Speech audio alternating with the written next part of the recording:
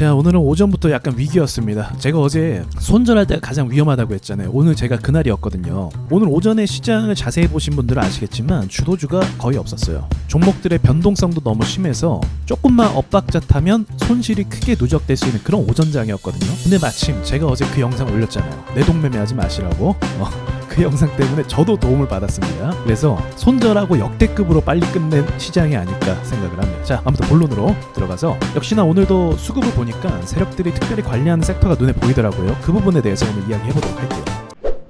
자, 지금 보시는 건 SY 스틸텍이죠. 여러분이 잘 아시는 우크라이나 재건주 관련 종목입니다. 보시면 SY 스틸텍이 원래 재건주 대장은 아니었어요. 근데 어느 순간부터 갑자기 재건주로 엮이기 시작하더니 그 뒤로 시장에서 많이 주목을 받고 있는 중입니다. 근데 차트가 그렇게 좋은 건 아니죠. 움직임이 좀 등락폭이 심하고, 왜냐면 이제 재료 자체가 우크라이나 재건주인데 그게 뭐 가시적으로 눈에 보이는 게 아니고 전쟁이 계속 더 심화되면 심화됐지 멈출 기미가 잘 안 보였잖아요. 그래서 주가가 계속 떨어지고 있었죠. 그럴 때마다 다시 뉴스가 나와서 조금이라도 진전이 있을 것 같으면 주가가 살짝 오르는 그런 모습을 많이 보여줬습니다. 최근에도 그런 모습을 보여준 거죠. 미국이 중재에 나서니까 주가가 상승하는 그런 모습을 반복해서 보여줍니다. 여러분도 아실만한 내용인데 왜 재건주를 주목해야 되는지 그 이유를 말씀드릴게요. 자, 일단 전쟁이라는 건 결국 끝이라는 게 존재합니다. 왜냐면 전쟁은 비용이 너무 많이 들어요. 그래서 전쟁만 하다 망한 나라들 굉장히 많습니다. 유럽이 미국에게 패권을 넘겨준 것도 전쟁을 너무 많이 해서 그래요. 그리고 일본 역시도 패망했던 이유가 전쟁 때문에 그래요.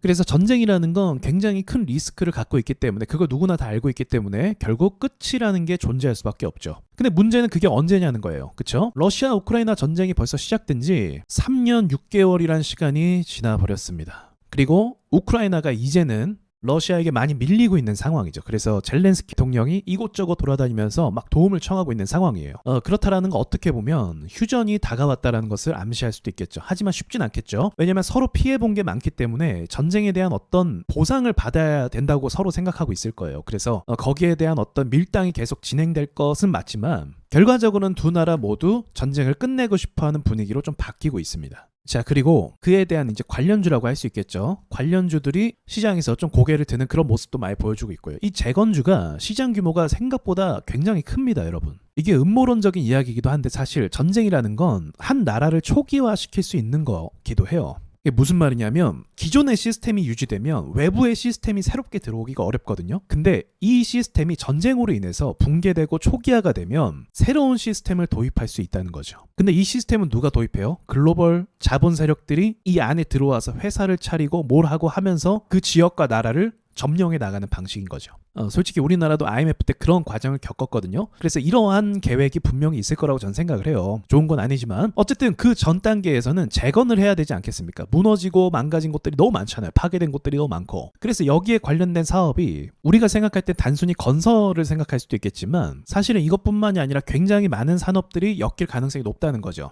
자, 건설은 누구나 다 알기 때문에 패스하고 그 다음 주목받을 수 있는 섹터가 로봇입니다. 그러니까 재건주에 로봇이 포함되는 거예요. 왜 그러냐? 전쟁 지역이었기 때문에 굉장히 위험합니다. 그래서 사람이 할 수 없는 일을 로봇이 대신해야 돼요. 쉽게 말하면 쥐레가 굉장히 많다는 거죠. 우리나라도 전쟁 끝나고 쥐레에 대한 피해가 굉장히 많고 지금도 최근까지도 이런 피해 사례들이 보고되고 있어요. 우크라이나 같은 경우는 농업을 중심으로 산업을 이루고 있는데 이 농업단지의 쥐레들이 굉장히 많다는 거죠. 그럼 농사를 지을 수가 없다는 거죠. 그래서 과거와 다르게 이런 것을 제거할 수 있는 로봇들이 투입될 가능성이 높습니다. 자, 그리고 방금 얘기했지만 또 농업에 대해서 빼놓고 이야기할 수가 없는데 농경지들이 다 파괴가 됐기 때문에 이에 관련된 트랙터를 수출하거나 농업용품을 수출할 가능성도 있어요. 그렇지 않아도 오늘 TYM 종목이 트랙터를 수출했다고 해서 약간 급등했거든요. 그러니까 이런 것처럼 농업용품들을 수출해서 수익을 창출할 수 있는 기업들도 나타날 거란 말이죠. 자, 건설, 로봇, 농업, 그 다음에 또 뭐가 있냐면 통신이 있습니다. 우크라이나가 재건될 때 과거의 통신시설 기반을 다시 사용하는 게 아니라 새로운 통신시설 기반을 만들 가능성이 높은 거죠. 그래서 우리나라 통신망 기술이 또 괜찮잖아요. 그래서 이런 부분에 있어서 수출도 가능할 수 있다고 볼 수 있죠.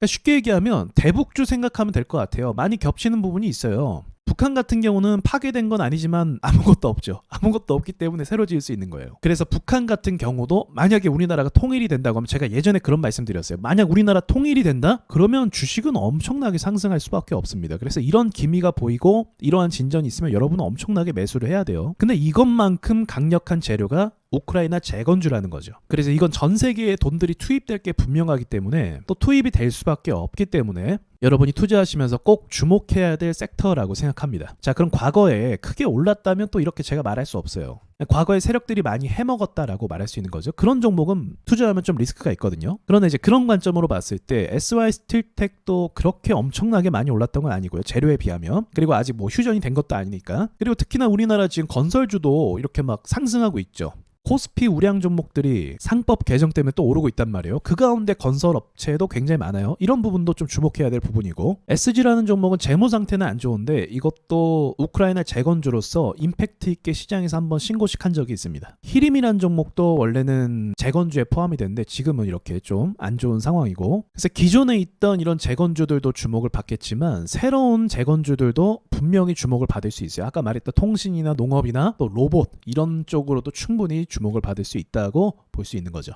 벌써 3년이란 시간이 훌쩍 지나버렸고 피해가 막대하기 때문에 트럼프 역시도 이 부분에 있어서 진정시키려고 하는 그런 모습을 많이 보이고 있잖아요. 그러니까 적극적으로 나서고 있다는 거죠. 미국이란 나라가 이 전쟁을 종식시키는 데 있어서 굉장히 적극적으로 나서고 있다. 이게 굉장히 의미가 있다고 생각해요. 미국이 방치하고 있다면 또 모르겠지만 벌써 트럼프와 젤렌스키가 두 번째 만남을 갖고 있죠. 그리고 첫 번째 만남에 비해서 지금은 굉장히 부드러운 분위기로 넘어갔단 말이에요. 그래서 이런 종합적인 부분들이 우리가 계속적으로 지켜봐야 될 부분이다 라고 생각을 해요.